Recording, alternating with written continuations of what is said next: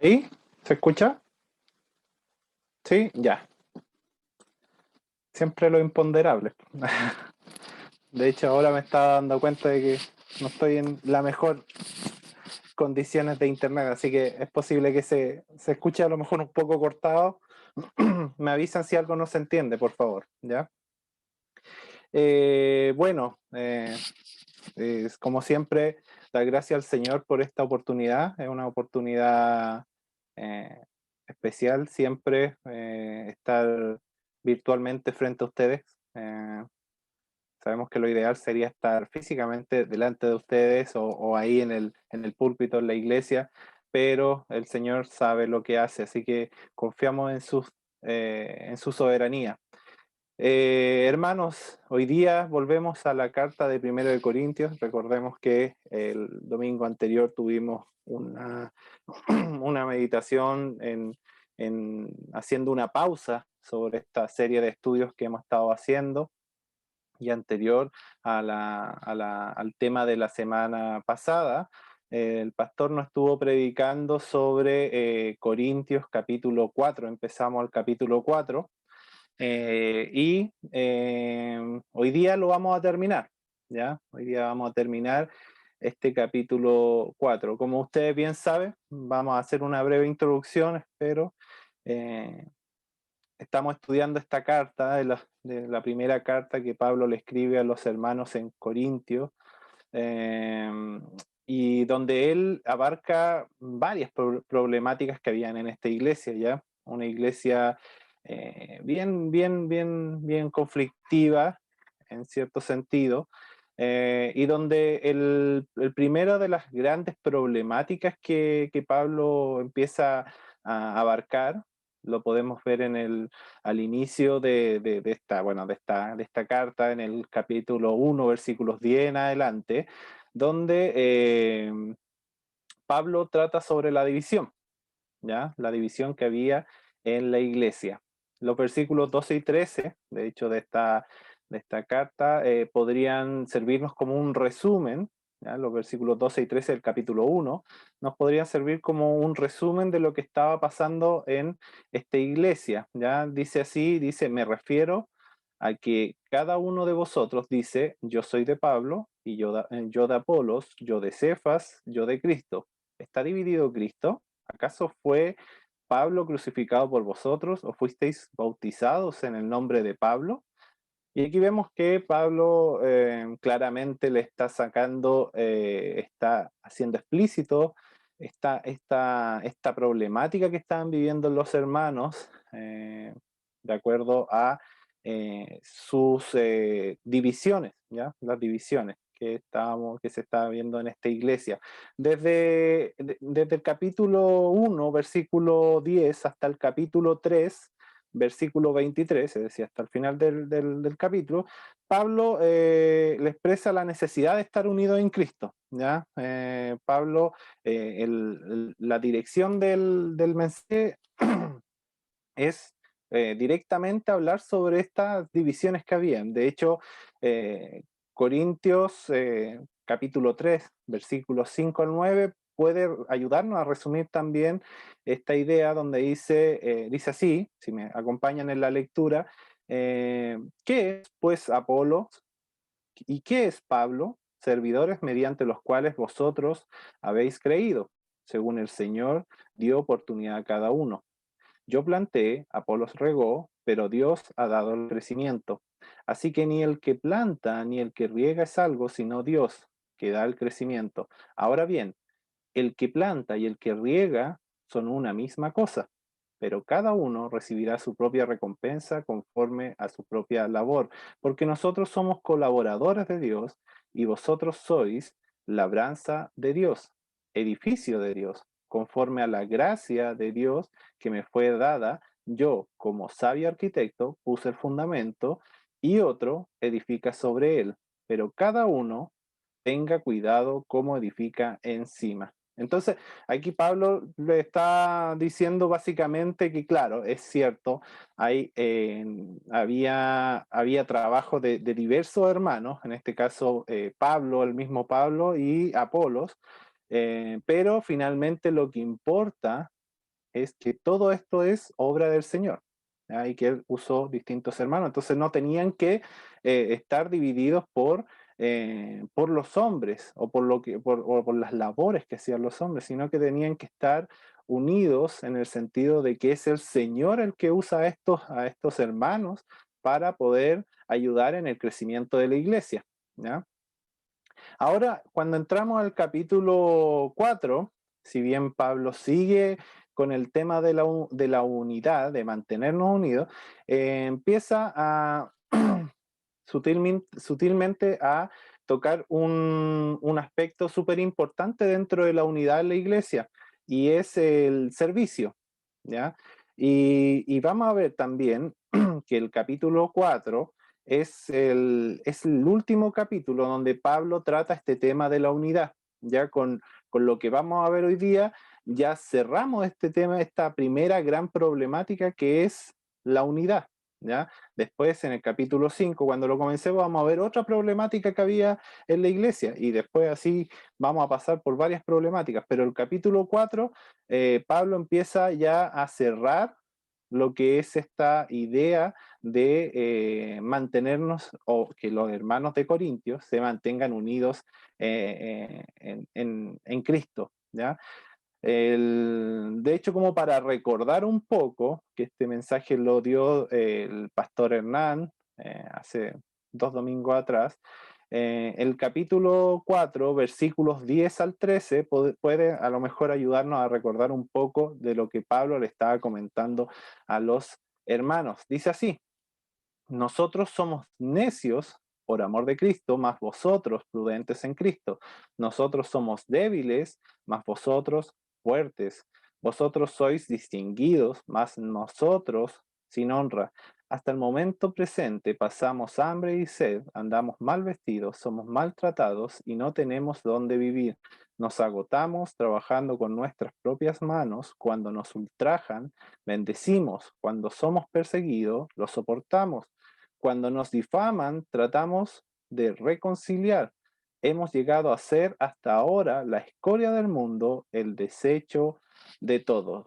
Entonces, con esta idea en mente, yo les pido que podamos ya irnos a introducir a lo que hoy día vamos a ver, son los versículos 14 hasta el versículo 21, es decir, lo que queda de este capítulo 4, ¿ya? Eh, Así que les voy a invitar a que oremos, si bien ya oramos por el tema, pero a mí también me gustaría poder pedir que el Señor dirija todo esto. Así que le invito a que podamos orar. Señor, damos gracias por este tiempo, damos gracias porque tenemos su palabra, gracias por todo lo que usted nos da, Señor, por la ayuda del Espíritu Santo, Señor, que sabemos que obra para que nosotros podamos entender los misterios de su palabra, Señor. Sabemos que no hay inteligencia humana apta para entender la complejidad de su palabra, Señor, sino que solo obra de su Santo Espíritu que nos permite entender y conocer, Señor, las bondades y el misterio suyo, Señor. Padre, le pedimos en esta hora que sea su Santo Espíritu el que guíe todo, Señor, que sea su Santo Espíritu el que ponga las palabras, que su Santo Espíritu pueda obrar en cada uno de nosotros, Señor, para poder entender lo que su santa palabra quiere decirnos a nosotros en este día, Señor. Le pedimos su guía, le pido por cada hermano para que su corazón, Señor, y su mente esté dispuesta a poder escuchar su voz, Señor. Le pido todo esto en el poderoso nombre de Cristo Jesús. Amén. Muy bien. Entonces vamos a primero a leer los versículos. Ya le invito a que podamos leer los versículos, bueno, seguir la lectura, porque si lo hacemos todos juntos, evidentemente va a quedar, se va a escuchar mal, ¿ya? Pero bueno, vamos, ustedes me siguen la lectura.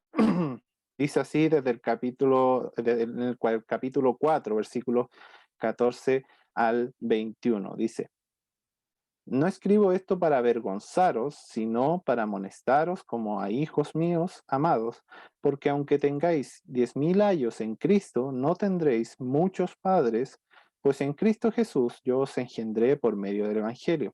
Por tanto, os ruego que me imitéis. Por esto mismo os he enviado a Timoteo, para que mi hijo amado y fiel en el Señor, el cual os recordará mi proceder en Cristo, de la manera que enseño en todas partes y en todas las iglesias. Mas algunos están envanecidos, como si yo nunca hubiese de ir a vosotros. Pero iré pronto a vosotros, si el Señor quiere, y conoceré no las palabras, sino el poder de los que andan envanecidos. Porque el reino de Dios no consiste en palabras, sino en poder. ¿Qué queréis? ¿Iré a vosotros con vara o con amor y espíritu de mansedumbre? Muy bien, eso es lo que vamos a ver el día de hoy. Y para eso, dentro del bosquejo de esta predicación, quise hablar sobre 3 puntos, ¿ya? El primer punto es la autoridad con la que Pablo corrige a los corintos o a los corintios. El segundo serían 3 problemáticas que dificultan nuestro proceder en Cristo. Y el tercero sería el amor de Dios reflejado en Pablo, ¿ya? Así que vamos al primer punto. El primer punto, la autoridad con la que Pablo corrige a los corintios, ¿ya? Bien, Pablo había manifestado todo lo que había y obviamente en ese tiempo seguiría sufriendo por causa del Evangelio. Ya en los capítulos, en los versículos anteriores, los versículos que leímos, desde el 10 hasta el 13, eh, Pablo deja en claro que ellos como cristianos han sufrido muchas cosas, ¿ya? Y les dice un poco sobre algunas, ¿ya? Por ejemplo, en el versículo 12, nos fatigamos trabajando con nuestras propias manos, nos maldicen y bendecimos, padecemos persecución y la soportamos. Todo esto se lo está diciendo evidentemente a los hermanos que estaban en la iglesia de Corinto, ¿ya? Ahora, Pablo acá en el versículo 14, primero deja en claro que este mensaje no tiene el propósito de avergonzar, ¿ya? No es el propósito de él causar vergüenza en los hermanos porque a lo mejor ellos no estaban haciendo lo que Pablo estaba haciendo, sino ¿cuál es el objetivo de este mensaje? Bueno, ahí lo podemos ver en, en la palabra amonestar, ¿ya? Esta palabra amonestar significa literalmente poner en la mente, ¿ya? Lo que Pablo buscaba es poner en la mente de sus hermanos en Corinto el verdadero sentido o el verdadero propósito del servicio cristiano, ¿ya? Ellos estaban teniendo un error o una idea equivocada, errónea, sobre lo que era, bueno, sobre lo que era la unidad en la iglesia. No tenían, claramente estaban divididos y eso estaba también afectando cómo ellos estaban sirviendo en la iglesia, ¿ya? Eh, Esta palabra de hecho, amonestar, también Pablo la vuelve a usar en otra carta a otra iglesia, que es a la iglesia que estaba en Éfeso, cuando toca el tema de la paternidad, ¿ya? Si vamos a Efesios 6:4, dice, y vosotros, padres, no provoquéis a ira a vuestros hijos, sino criadlos en disciplina y amonestación del Señor. Un versículo bastante interesante cuando somos hijos, ¿ya? Porque uno se lo enrostra a los padres de que, oye, no me tienes que provocar a ira, ¿ah? No me provoques, padre, pero si uno entiende realmente el significado de este versículo, va mucho más allá que la primera parte, sino que dice acá, sino criarlos en disciplina y amonestación del Señor, utilizando nuevamente esta palabra amonestación, poner en la mente, ¿ya? Eh, Ahora, es curioso que esta amonestación, esta palabra la esté usando en el sentido de la paternidad, porque justamente Pablo en el versículo 14, ya en la última parte del versículo, el propósito de amonestar a estos hermanos está fundamentado en cómo Pablo ve a sus hermanos, ¿ya? Si leemos nuevamente el versículo, dice, no escribo esto para avergonzaros, sino para amonestaros como a hijos míos amados. Y acá podemos entrar en un sentido, de hecho, podemos detectar el propósito, un poco el propósito y también la relación que tenía Pablo con la iglesia de Corinto. O sea, Pablo veía a sus hermanos en Corinto como hijos suyos amados, ¿ya? Podría haber dicho hijos amados, pero no, le da esa característica como posesiva, o sea, hijos míos amados, ¿ya? Está buscando Pablo aquí empezar a justificar que lo que él está diciendo tiene una autoridad, ¿ya? Y vamos a ir tratando de desarrollar el porqué de esa autoridad, ¿ya? Eh, en el capítulo siguiente, o sea, en el versículo siguiente, en el versículo 15, dice, porque aunque tengáis 10.000 años en Cristo, y aquí viene la primera curiosidad sobre esta palabra ayos, porque uno hoy día en nuestro vocabulario no usa esa palabra, ¿ya? Entonces, evidentemente hay que ver qué significa, y bueno, por lo que pude averiguar, en ese contexto los ayos eran esclavos que tenían una misión clara, que era tomar a los niños, hijos de sus dueños, y llevarlos al colegio, ¿ya? Eso es lo que hacían los ayos en ese tiempo, ¿ya? Eh, Dentro de ese tiempo en el que acompañaban a estos niños, existía una suerte de mentoría informal sobre estos niños, ¿ya? Eh, Hay otras traducciones de la Biblia, ¿ya? Que no utilizan la palabra ayo, sino que utilizan la palabra tutor. Y eso a lo mejor nos aclararía un poco más el panorama.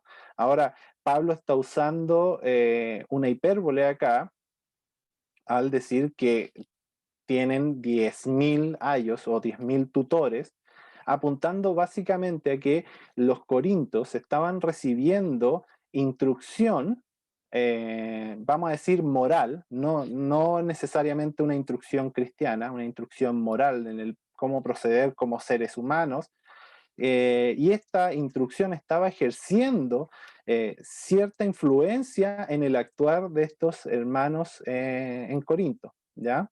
Eh,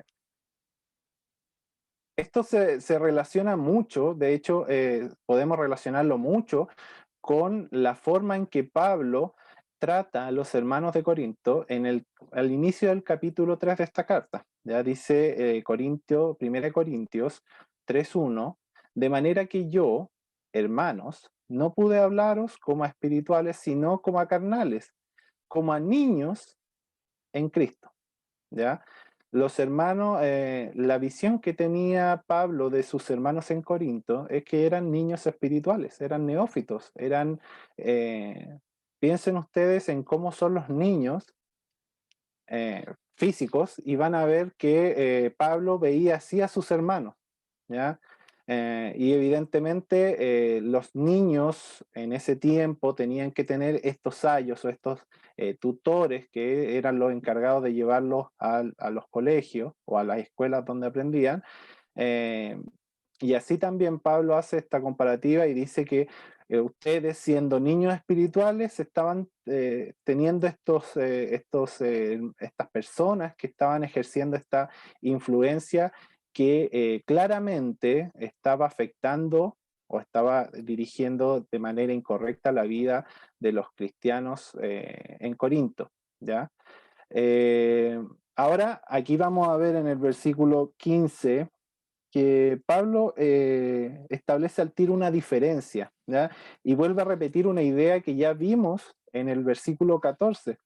Dice, porque aunque tengáis 10.000 años en Cristo, no tendréis muchos padres, pues en Cristo yo os engendré por medio del Evangelio. Y aquí Pablo está estableciendo la diferencia entre un tutor o un ayo versus un padre.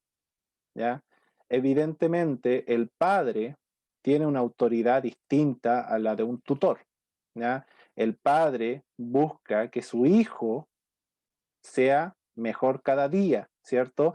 Eh, bueno, los padres aquí presentes buscan que sus hijos estén bien, ¿cierto? Si ven que sus hijos se están equivocando, sus hijas se están equivocando, lo primero que van a hacer es corregirle. Un tutor no necesariamente va a actuar de esa forma, ¿ya? Evidentemente tenemos de todo y pueden haber tutores que se involucren a tal punto de buscar eso, pero por regla general o por las generalidades de la vida, el padre tiene un rol o una autoridad distinta y aquí Pablo se está haciendo llamar padre espiritual de los Corintios, estableciendo que su autoridad, su mensaje no viene como un simple maestro, como un simple ayo, no, él está diciéndole lo que les dice porque él es su padre espiritual, podríamos decir, porque él en Cristo los engendró. Recordemos que el ministerio de Corinto empezó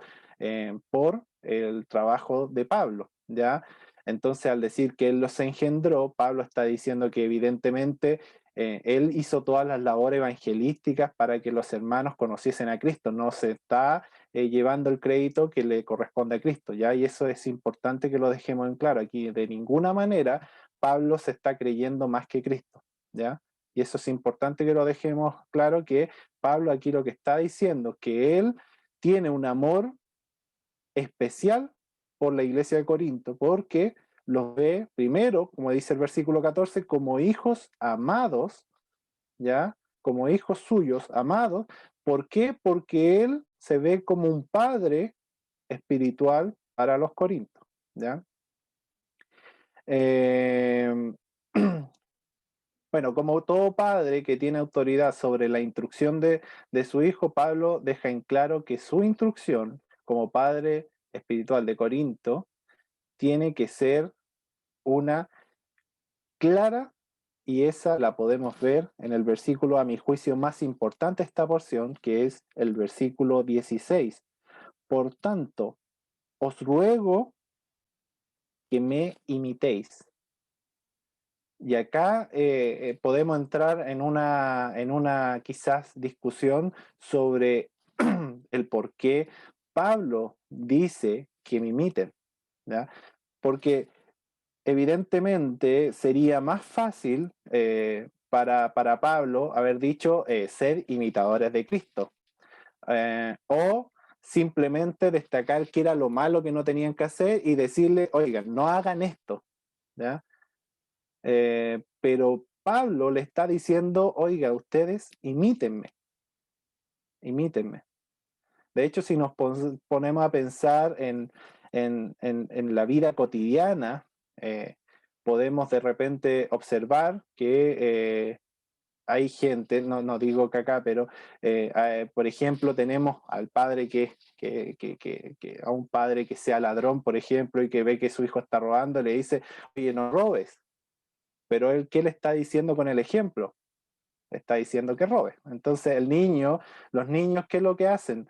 Los niños son muy buenos, si ustedes se han fijado, los niños son muy buenos para observar.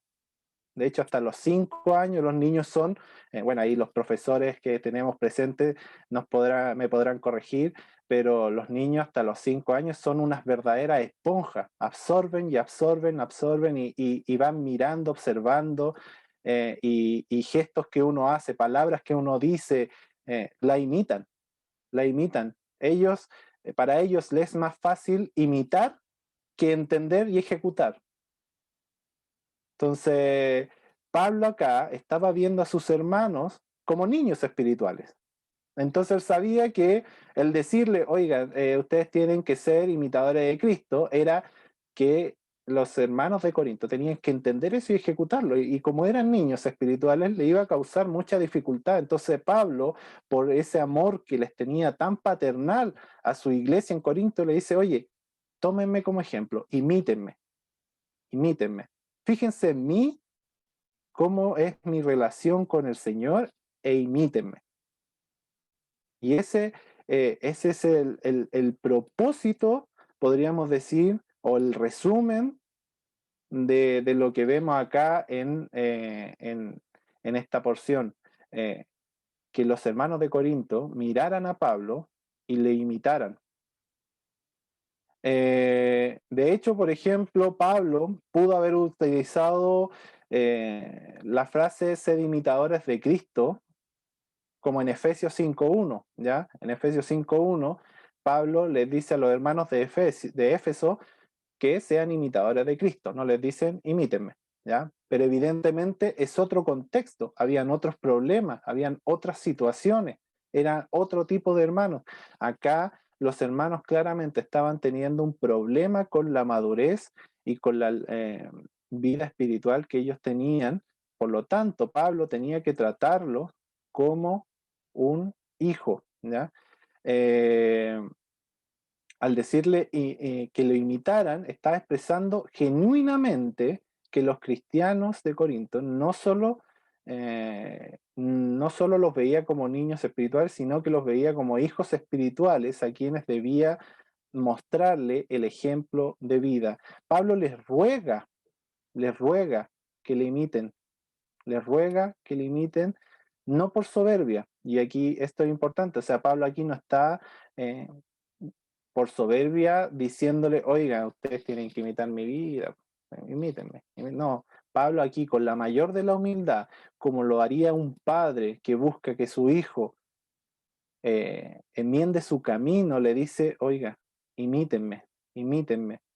Les ruega a que puedan imitar. Ahora, después más adelante, en esta misma carta, en el capítulo 11, versículo 1, vemos que Pablo hay un propósito detrás de esta solicitud para que lo imiten. Dice, vuelve a decir en el capítulo 1, en el capítulo 11, versículo 1 de 1 de Corintios, vuelve a decir, sed imitadores de mí. Pero acá agrega algo, así como yo de Cristo. Entonces, en resumidas cuentas, Pablo le estaba diciendo a los hermanos, imiten a Cristo, pero de forma implícita, porque él estaba procurando en su vida imitar a Cristo. Ahora, una pregunta para que queda para nosotros. ¿Cuántos de nosotros, al hablar con un hermano inmaduro, podríamos decirle, oiga hermano, imíteme? Es una pregunta, o sea, es una pregunta interesante de analizar porque eh, creo, o sea, yo en lo personal no sé si me atrevería, no sé si me atrevería a decirle, oiga, un hermano, imíteme. Es una responsabilidad tremenda porque los ojos de ese hermano van a estar sobre mis acciones. Y eso evidentemente pone una presión sobre uno. Entonces, pero aquí Pablo, por ese amor paternal que tenía, no tenía miedo a esa presión. Y él quería que sus hermanos corrigieran su camino. Pablo sabía que el ejemplo perfecto estaba en la vida y obra de Cristo, y hacia allá debe apuntar nuestras vidas. Pero también sabía que los corintios eran niños espirituales que probablemente no entenderían fácilmente ese mensaje, por lo que se pone como ejemplo en sus vidas. Como todo padre biológico que debe tomar responsabilidad sobre la vida de su hijo, Pablo, como padre espiritual, tomó la responsabilidad y con autoridad ordenó a los corintios a llevar una vida correcta de servicio delante de Dios. Como cristianos tenemos un testimonio más allá de las muchas cosas que podamos decir, el cual puede impactar positivamente sobre la vida espiritual de los hermanos en nuestra iglesia. Esto nos lleva a pensar que muchas veces nuestro testimonio tiene una importancia que a veces no le damos, no lo tenemos en mente, porque sabemos que cuando hay cristianos nuevos, son niños espirituales, y como todo niño van a mirar a sus hermanos. Y si ven un testimonio que carece de oración, que carece de lectura de la palabra, que carece de regularidad en congregarse, va a imitar eso, va a imitar eso. Entonces, nuestra responsabilidad como hermanos eh, maduros o como hermanos que vamos creciendo, porque evidentemente siempre hay mucho por aprender, pero nuestra responsabilidad es a aquellos que nos están mirando, es darle un buen testimonio, es darle un buen testimonio, es enseñarle correctamente cómo tiene que ser la vida de un cristiano. Y eso, evidentemente, engloba muchas otras cosas. El estudio de la palabra, la práctica de la palabra, porque no nos podemos quedar solo el estudio, también requiere una vida de oración, que son aspectos que son muy importantes. Si no oramos, eso se va a traducir en nuestro andar como cristianos, eh, pero siempre podemos mejorar, evidentemente. ¿Ya? Ahora bien, habían tres problemas que Pablo va a dejar al descubierto que estaban dificultando el proceder que tenían que tener los hermanos de Corinto en Cristo, ¿ya? Y eso ya nos lleva al versículo 17, que dice, por esto mismo, es decir, por lo que le estaba diciendo anteriormente, que era, imítenme, por esto mismo os he enviado a Timoteo. Y aquí es curioso porque dice, imítenme, pero envío a Timoteo, ¿ya? Por esto mismo quiero que bueno, pero acá Pablo va a dejar en claro al tiro por qué está enviando a Timoteo, ¿ya? Que es mi hijo amado y fiel en el Señor. Pablo deja al tiro en claro el testimonio de Timoteo, ¿cierto? Eh, el cual os recordará mi proceder en Cristo de la manera que enseño en todas partes y en todas las iglesias. Y aquí eh, vemos que el primer problema que tenían los hermanos de Corinto estaba relacionado con que los hermanos estaban olvidando cómo era su proceder en Cristo. ¿Ya? Por esto mismo os he enviado a Timoteo, y más adelante, el cual os recordará mi proceder en Cristo. ¿Ya? Evidentemente los hermanos estaban tan sumergidos en sus diferencias, en sus conflictos, en sus, ¿cómo podríamos decirlo? En sus abanderamientos, no sé, en el estar abanderados por estos bandos que se estaban olvidando cómo tenía que ser su proceder en Cristo. Y Pablo les dice, imítenme, y para este propósito voy a ayudarles enviando a un hermano en cual confío y también lo ve como hijo. De hecho, también dice mi hijo, que es mi hijo amado y fiel en el Señor. ¿Ya? No es que era su hijo carnal, sino que era su hijo espiritual. Lo envía para que empezaran a solucionar el primer gran problema que estaba dificultando el proceder en Cristo que tenían que tener los corintios, que era que se estaban olvidando de, eh, de cómo tenían que proceder en Cristo, evidentemente. ¿Ya? En la carta que le hace Pablo a Timoteo, en la segunda carta que le hace Pablo a Timoteo, podemos ver cómo le encomienda la labor de transmitir lo que Timoteo vio de Cristo por medio de Pablo.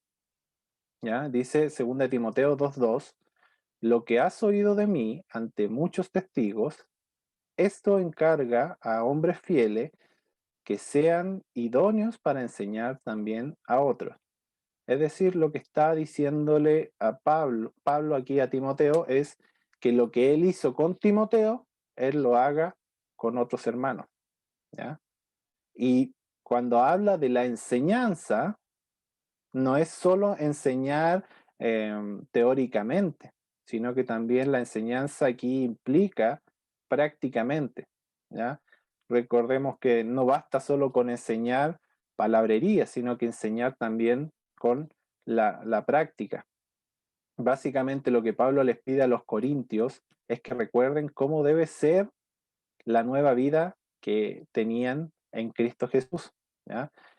En ese tiempo no existía el Nuevo Testamento como lo conocemos hoy, ¿ya? Los cristianos estudiaban del Antiguo Testamento y de lo que anunciaban los apóstoles. Hoy tenemos, gracias al Señor, la palabra de Dios que nos recuerda cómo debe ser la vida del Hijo de Dios, ¿ya? Cómo debe ser nuestra vida. Pero aún así, cuando nos alejamos de ella y nos alejamos de la iglesia, probablemente vamos a olvidarnos cómo debemos proceder en Cristo. Y es importante acá que notemos que son dos cosas, alejarnos de la palabra de Dios y alejarnos de la iglesia. Y quiero destacar este y, ¿ya? Porque a veces podemos ser muy cercanos a la palabra de Dios, pero estamos acumulando, pero no vamos a la iglesia, no tenemos comunión con los santos y dejamos de lado este aspecto que es sumamente relevante, ¿ya? En- entre el por qué es tan relevante es lo que estamos viendo anteriormente, porque podemos ser de testimonio, podemos usar nuestro testimonio para ayudar a otros hermanos, ¿ya? Pero evidentemente hay muchas otras razones, pero es importante que nosotros seamos cercanos a la palabra y también no descuidemos nuestra comunión con los santos, ¿ya?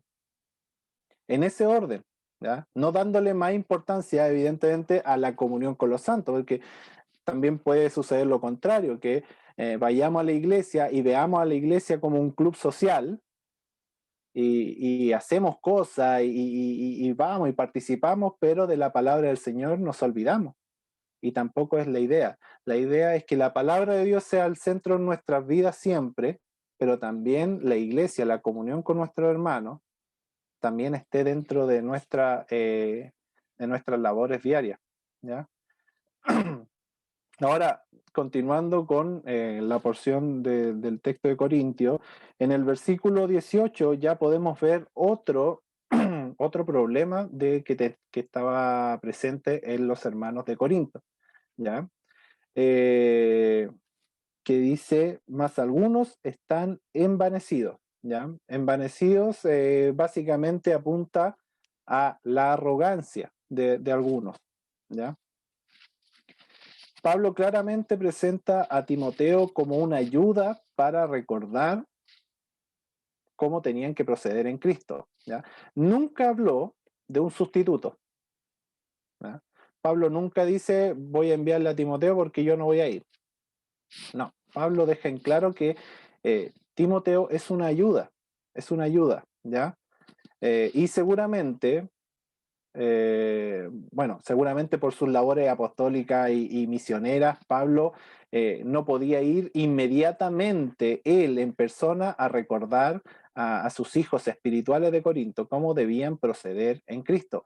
Por este motivo y por el amor que él les tenía, envió a uno de sus hijos de confianza para que pudiera, mientras tanto, ayudarles a corregir su vida, ¿no? Esto causaría una controversia en algunos, ya que en la iglesia de Corinto habían personas que se miraban a sí mismos y, como se menciona en el versículo 10 de este capítulo, se miraban como superiores, ¿ya? Si vamos al versículo 10 del capítulo 4 de 1 de Corintios y lo leemos, quiero leerlo en la versión de la NBI porque creo que le da un poco más de énfasis al sarcasmo de Pablo. Dice, por causa de Cristo nosotros somos los ignorantes, ustedes en Cristo son los inteligentes, los débiles somos nosotros, los fuertes son ustedes, a ustedes se les estima, a nosotros se nos desprecia.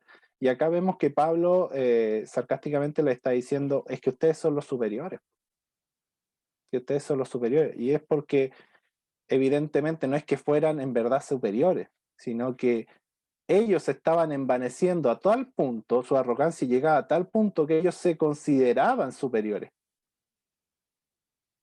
Ahora, por la naturaleza, por nuestra naturaleza, el hombre relaciona la grandeza en la superioridad con respecto a sus pares. Si ustedes miran el mundo hoy día y piensan en qué es para el mundo grandeza, bueno, la grandeza está relacionada en la superioridad que pueda tener una persona por sobre el resto, ¿ya? Contrario a lo que establece Dios, ¿ya? Mateo 20, 26 al 28 dice así: mas entre vosotros no será así, sino que el que quiera hacerse grande entre vosotros será vuestro servidor, y el que quiera ser el primero entre vosotros será vuestro siervo. Como el Hijo del Hombre no vino para ser servido, sino para servir y para dar su vida en rescate de muchos. Es decir, la lógica del mundo es totalmente contraria a la lógica bíblica.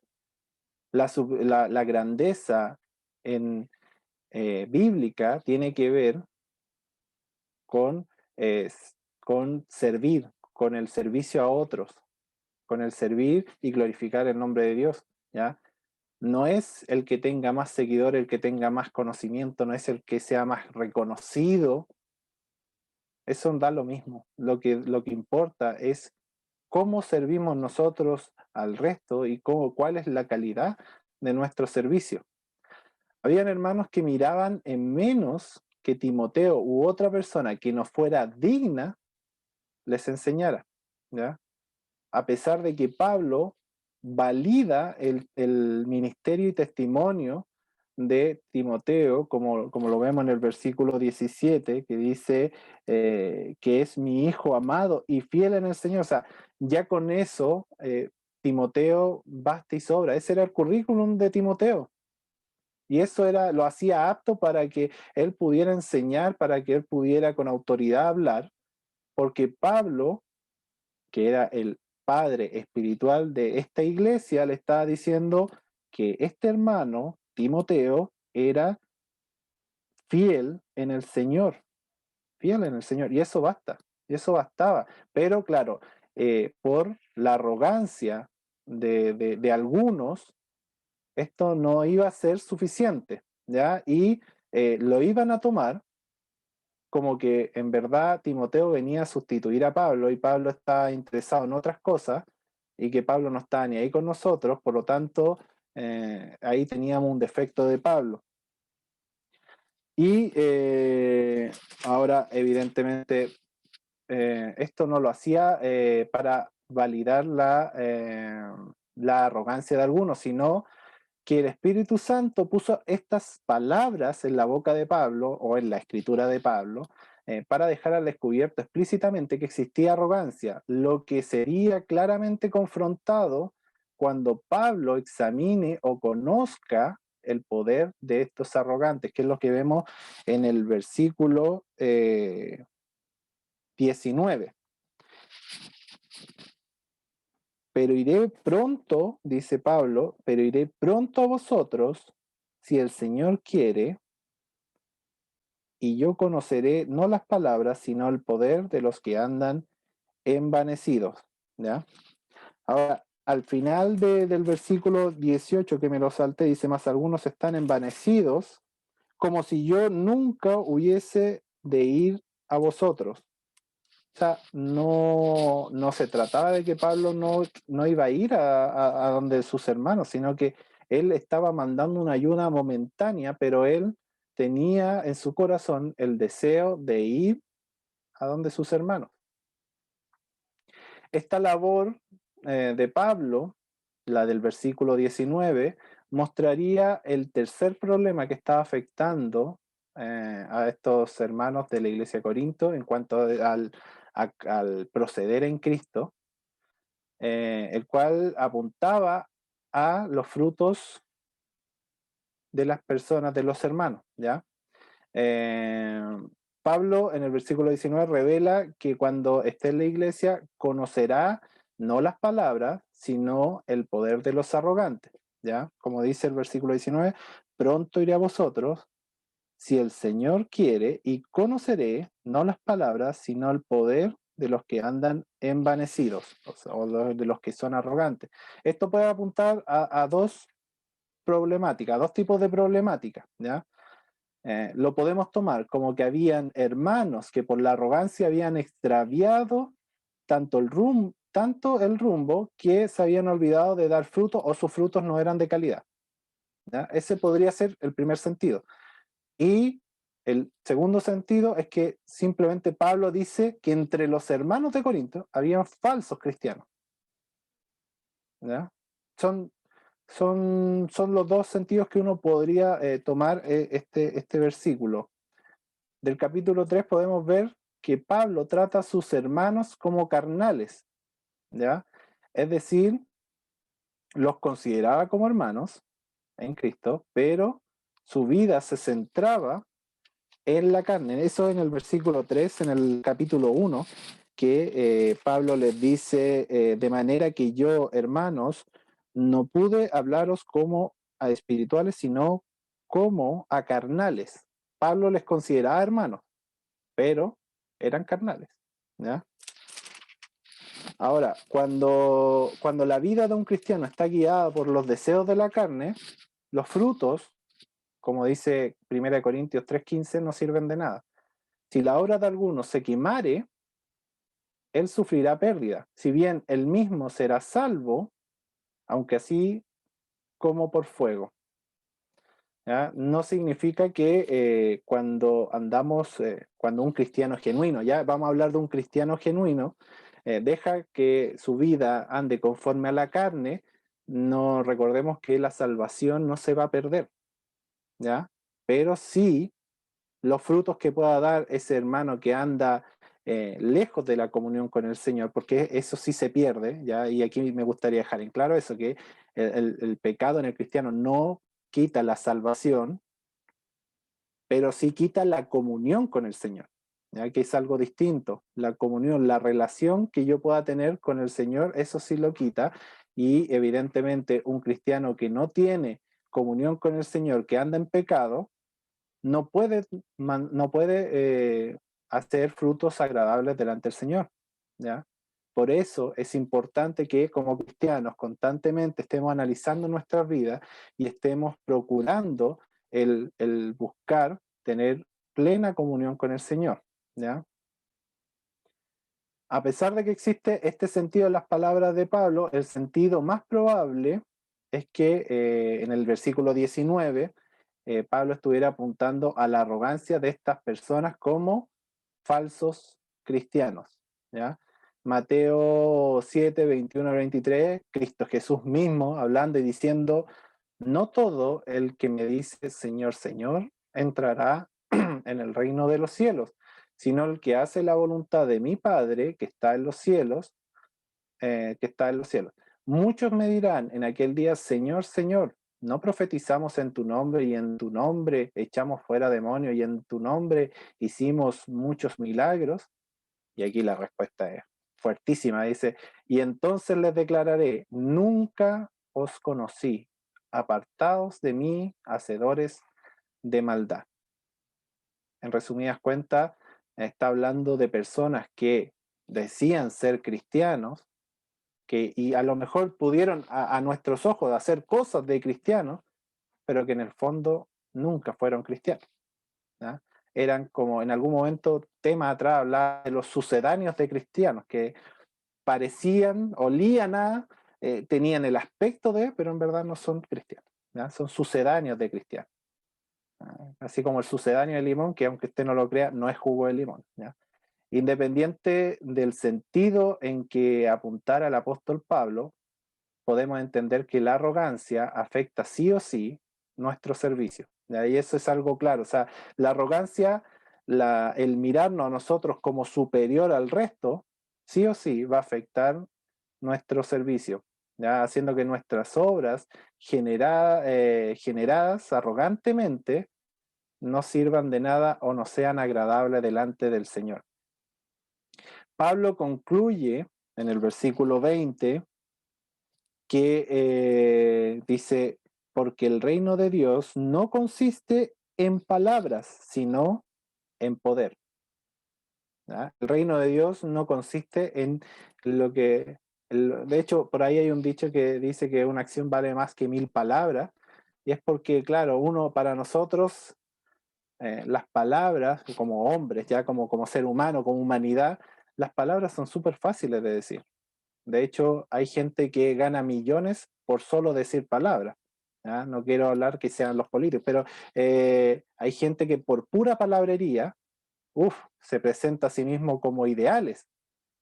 Pero en el reino de Dios, en nuestra vida como cristianos, las palabras no importan. Lo que importa, dice aquí Pablo, es en el poder. Recordemos que en Romanos dice que el cristiano tiene poder de Dios, ¿ya? Poder de Dios. Entonces Pablo, cuando estuviera en Corinto, él iba a ver ya si en verdad estos arrogantes tenían el poder de Dios o no lo tenían. Y si no lo tenían, probablemente era porque no eran cristianos, ¿ya? Entonces,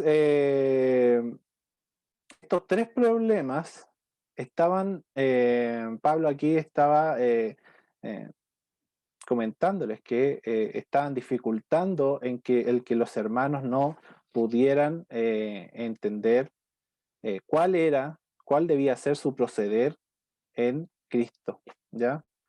Ahora bien, llegamos al último versículo y que yo creo que es un versículo también importante, quizás el segundo más importante dentro de esta porción, donde Pablo refleja el amor de Dios a los hermanos de Corinto, ¿ya? Y, y hace una interesante reflexión, ¿ya? Con dos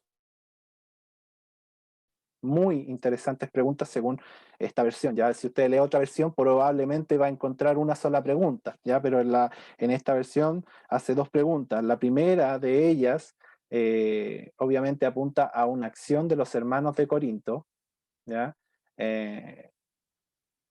que significa qué es lo que quieren, o sea, qué van a hacer, ya, con respecto a todo lo que yo le he hablado, ¿ya? Y no tomemos solo lo que ya hemos visto hoy día, sino que con respecto a todo lo que hemos visto de Primera de Corintios hasta el momento, le dice a los hermanos, ya, en base a todo lo que yo les he expuesto, ¿qué van a hacer ustedes?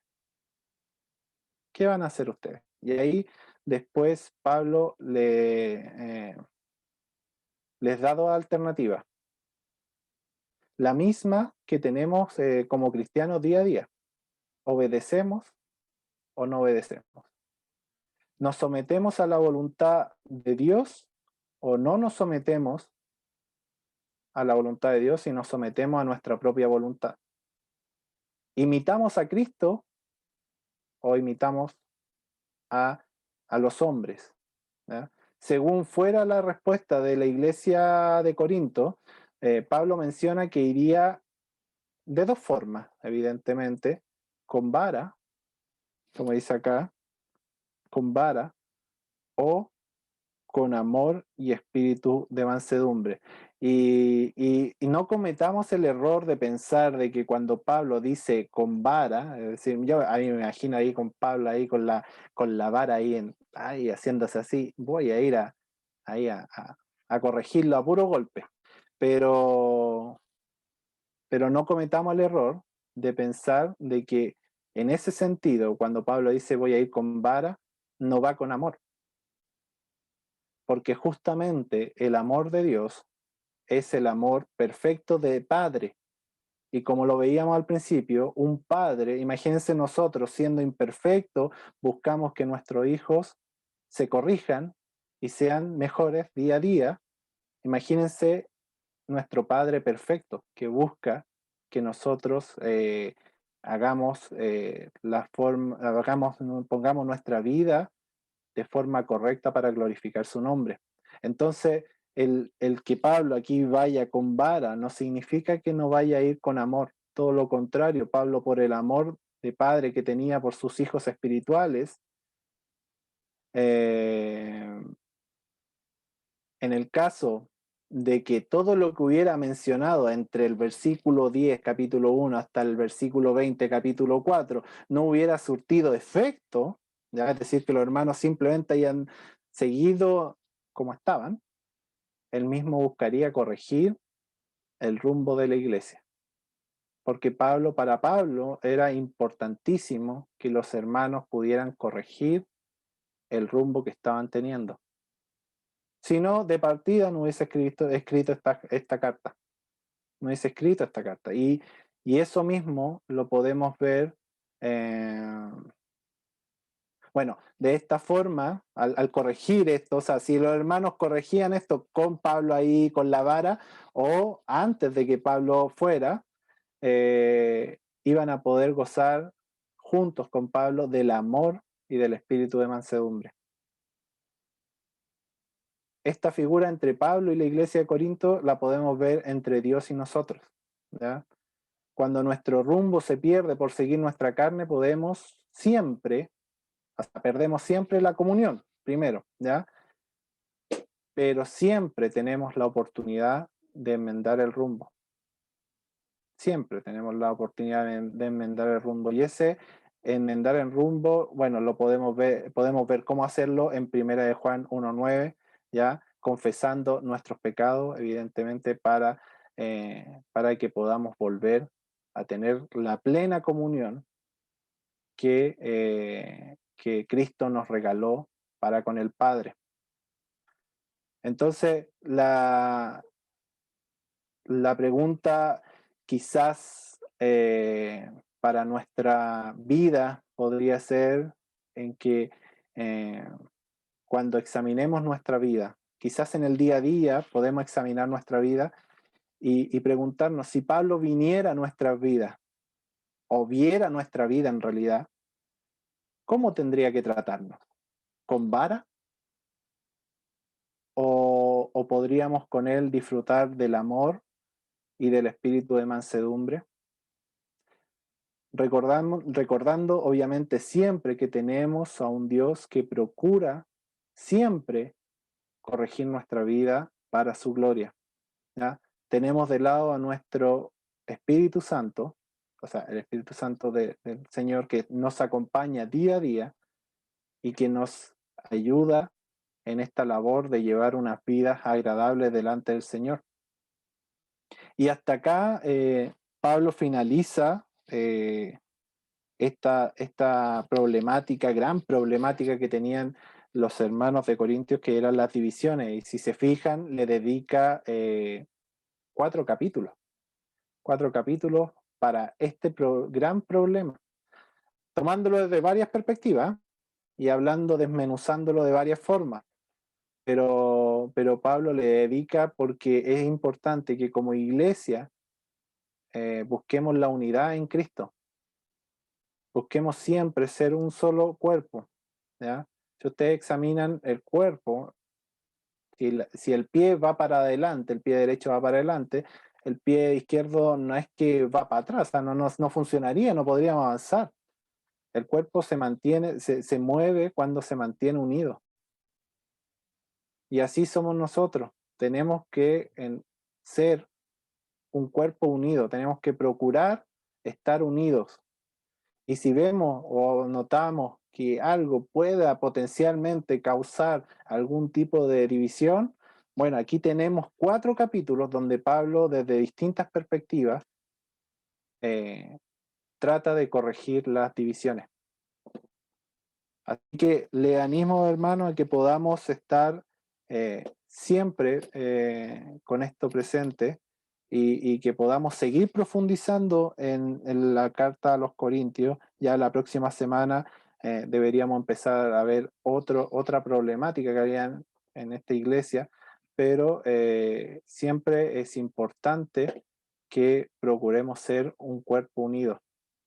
Si no somos unidos, de hecho, por ahí dice, divide, hay un dicho que divide y destruirá, una cosa así, en la guerra se dice, dividiendo se puede conseguir más fácil el triunfar en una guerra, claro, porque dividiendo uno busca que las cosas no funcionen como deberían funcionar. Y hay enfermedades que también, que empiezan a dividir las funciones del cuerpo que también provocan conflicto en el cuerpo. Entonces, eh, procuremos siempre la unidad que nos regaló Cristo por medio de su sacrificio en nuestra iglesia, ¿verdad? Así que les animo a eso, hermano, y que el Señor pueda bendecir la vida de cada uno de ustedes. Oremos. Señor, damos gracias por este tiempo, damos gracias porque usted ha sido fiel, Señor, gracias porque usted nos permite, Señor, tener su palabra y entenderla, Señor. Padre, le rogamos, Señor, que podamos